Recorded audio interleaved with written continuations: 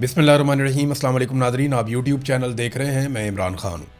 Nadreen, सबसे पहले तो ये दावा किया जाता है कि अरकान असम्बली भी कंपेन नहीं कर सकते, वज़रा भी कंपेन नहीं कर सकते, और फिर पाकिस्तान तहरीक इंसाफ के ऊपर एलिगेशंस लगा कर उनके लोगों को गिलगित बल्तिस्तान से सूबा बदर कर दिया जाता है, उनके लोगों को गिरफ्तार किया जाता है, पाकिस्तान तहरीक इंसाफ के उम्मीदवारों को नज़रबंद किया जाता है, ज़्यादातर उम्मीदवारों को कंपेन नहीं करने दी जाती।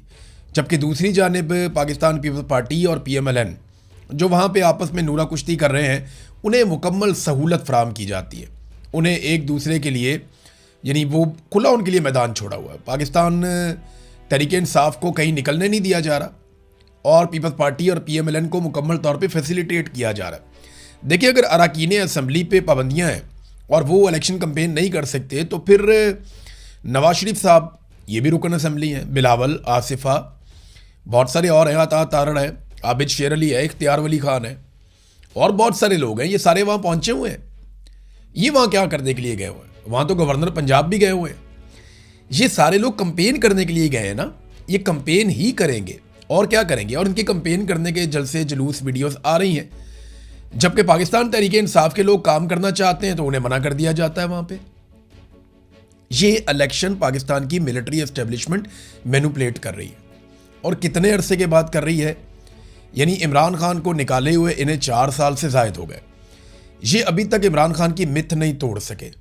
इमरान खान को जेल में डाले हुए इन्हें 3 साल हो गए। ये अभी तक इमरान खान साहब की मकबूलियत को नहीं खा सके। इनको अपनी हुकूमत बनाए हुए 2 साल से ज़ायद हो गए। जो नई हुकूमत बनाई है 4 साल से, तो वैसे ये हुकूमत में ही है। ये अभी तक इमरान खान का मुकाबला करने के काबिल नहीं हुए। आसिम मुनीर साहब आए, उन्होंने अपना टेन्योर मुकम्मल कर दिया, एक और एक्सटेंशन ले ली, लेकिन आज भी वो और उनका पूरा बनाया हुआ निज़ाम इमरान खान का कैदी नंबर 804 का मुकाबला नहीं कर पा रहा। देखिए, डोनाल्ड लू ने जो साइफर लिखा था, इसके ऊपर पाकिस्तान तहरीक इंसाफ को बात करनी चाहिए थी, लेकिन वो खामोश रहे। उन्होंने इसके ऊपर ज़्यादा बात नहीं की। ज़्यादातर लोग डरते हैं पाकिस्तान में, और ये हकीकत है। और मेरे ख्याल में वो इतना नाजायज़ भी नहीं है। आप लोगों को ब्लेम नहीं कर सकते, मारने वाले को ब्लेम करना चाहिए। मार खाने वाले या मजलूम को बुरा क्या कहना। लोग बेचारे एक लेवल तक लड़ सकते हैं, अब बंदूक उठा के गोली तो नहीं चला सकते ना। अब बंदूक को इस्तेमाल किया जाता है, लोग टैक्स के पैसे से जो बंदूकें खरीद के देते हैं, वही बंदूकें लोगों के ऊपर सीधी की हुई हैं। तो लोग अब बंदूक उठा के नहीं लड़ रहे, तो इससे फ़ायदा उठाना चाहिए, निज़ाम को चलने देना चाहिए। या आप इंतज़ार कर रहे हैं उस वक्त का जब लोग आके सामने खड़े हो जाएंगे और लोग फिर बंदूक की गोली से भी नहीं डरेंगे। और अल्टीमेटली यही होता है, पूरी दुनिया में यही होता है। जब आप जुल्म को एक लेवल से ज़्यादा बढ़ा देते हैं, फिर वो मिट जाता है। तो पाकिस्तान में ये होना तो है।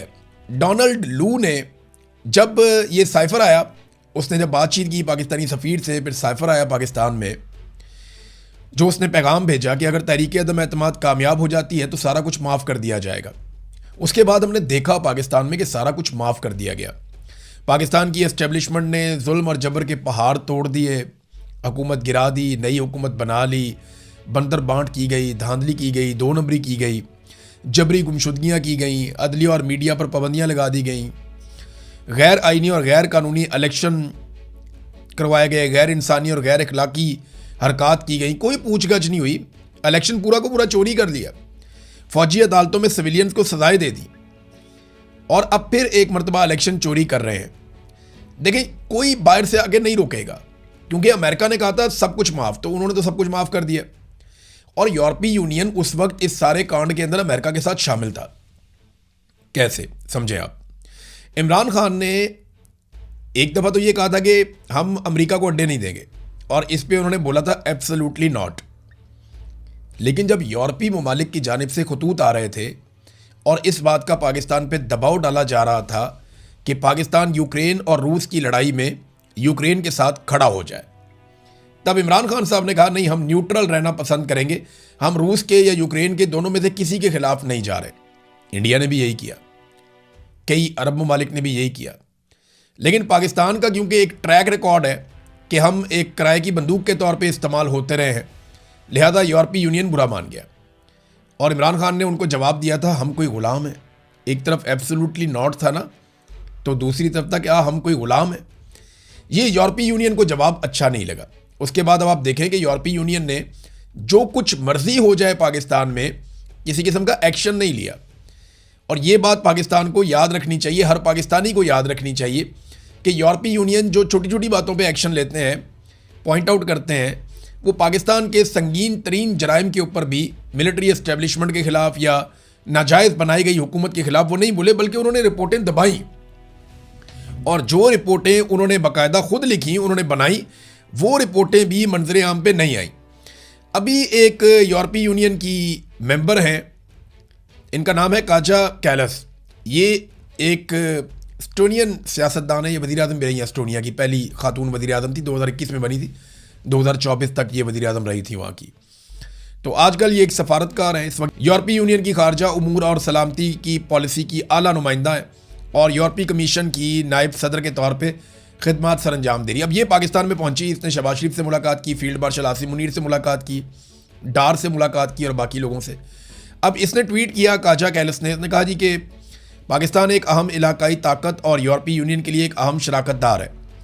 आज इस्लामाबाद में मैंने यूरोपीय यूनियन और पाकिस्तान के ताल्लुकात को मज़ीद मजबूत बनाने पर बातचीत के लिए वज़ीर आज़म शहबाज शरीफ और इसहाक डार से मुलाकात की।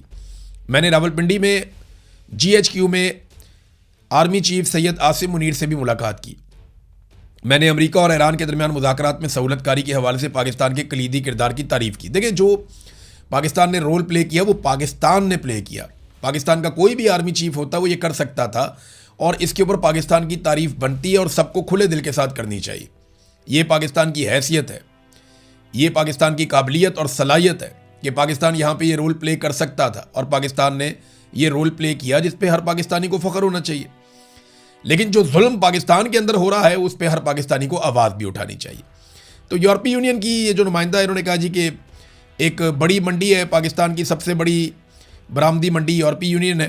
पाकिस्तान यूरोपीय यूनियन की GSP प्लस स्टेटस का जो मामला है उससे फ़ायदा उठाता है और इसके ऊपर उन्होंने कहा जी कि एक सबसे बड़ा पाकिस्तान इस हवाले से एक मुल्कों में से एक है। अब आप ये देखें कि ये वो खातून नुमाइंदा यूरोपीय यूनियन से आई हैं और ये सारे लोग इमरान खान के मामले पे, ये सारे लोग इंसानी हकूक़ के मामले पे, अदलिया के अंदर होने वाली 2 नंबरियों के मामले पे, ये तमाम लोग मिलिट्री कोर्ट्स के अंदर सिविलियन को सजाएं देने के मामले के ऊपर भी चुप हैं। लेकिन आप याद रखिएगा, यही चीज़ों के ऊपर यही सारे लोग एक दिन बोलेंगे। यही डोनाल्ड ट्रंप होगा और यही पाकिस्तान होगा, या यही अमेरिका होगा और यही पाकिस्तान होगा, यही यूरोपीय यूनियन होगा और यही पाकिस्तान होगा। जिस दिन इनके मफाद के खिलाफ कोई आदमी आएगा तो ये पाकिस्तान की छोटी छोटी बात पर भी नुक्ताचीनी करेंगे और यही एक खारजा पॉलिसी का खासा है। लोग अपना मफाद देखते हैं। इमरान खान इनके मफाद में नहीं आ रहा था, ये इमरान खान को कठपुतली की तरह इस्तेमाल करना चाहते थे, वो इस्तेमाल होने से उसने इनकार किया और नताइज आपके सामने है। लेकिन देखिए, अगर पाकिस्तान की मिलिट्री एस्टेब्लिशमेंट या उस वक्त के जर्नैल इस्तेमाल ना होते रिजीम चेंज ऑपरेशन के लिए, तो फिर इमरान खान साहब की हुकूमत तो ना जाती ना, उनकी हुकूमत बरकरार रहती। लेकिन जर्नैलों ने जैसे हमेशा खिदमात सर अंजाम दी अमेरिका के कहने पर और पेंटागन के कहने के ऊपर, उन्होंने हमेशा वो किया जो उन्हें कहा गया, तो उन्होंने कोई अपना ट्रैक रिकॉर्ड तब्दील नहीं किया। अभी भी उन्हें कोई हुक्म आता है वो फौरी तौर पे उसको बजा लाते हैं।